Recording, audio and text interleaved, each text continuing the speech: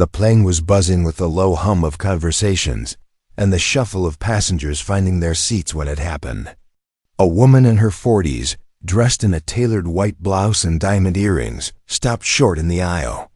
Her assigned seat, the one she had paid extra for, was already occupied.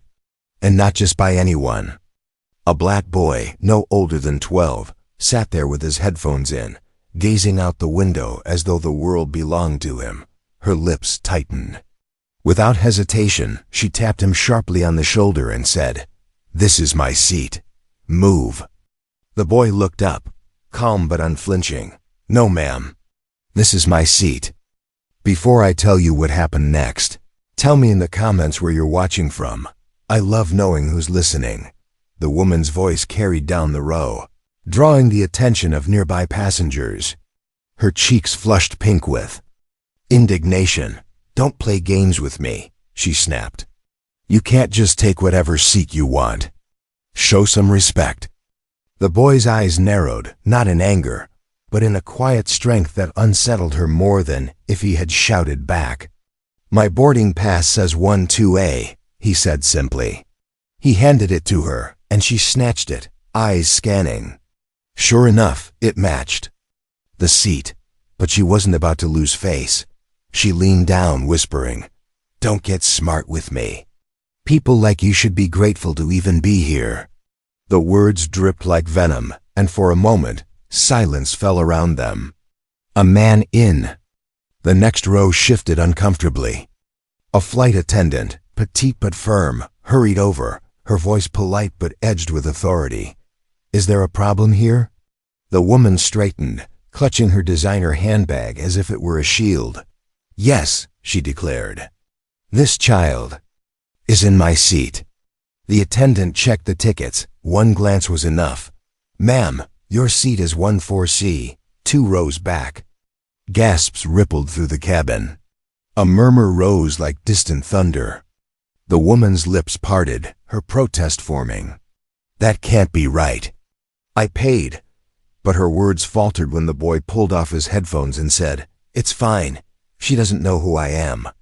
Those words hit like a stone dropped. In water, heads turned.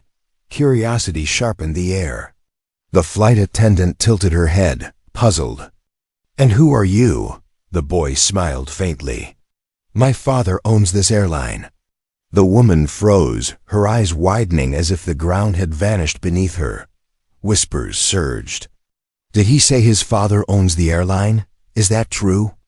The boy reached into his small backpack and produced a sleek, embossed card, the kind given only to executives.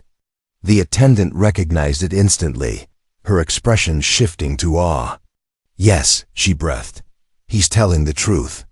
Now, every eye was on the woman. Her face turned crimson, then pale, then crimson again. She stumbled over words. I didn't know. I thought, but there was no excuse that could untangle the knot she had tied." The boy looked at her, steady and unyielding. "You thought wrong." The silence that followed was heavier than the roar of any engine. Then, slowly, a ripple of applause broke out. It spread row by row, passengers clapping, some nodding at the boy with respect. The woman lowered herself into her rightful seat 2 rows back, her hands trembling as she tried to disappear into the fabric. But the boy?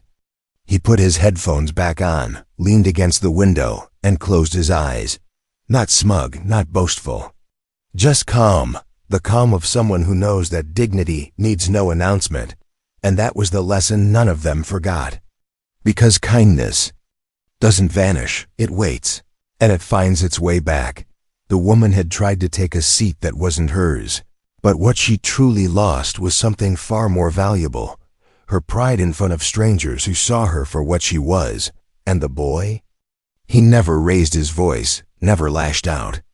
His strength was his quietness, and his truth spoke louder than anything else. So next time you travel, remember this moment. A seat can be assigned. Respect must be earned. If you felt something while listening to this story, drop a comment with your thoughts. And don't forget to subscribe for more powerful stories just like this one.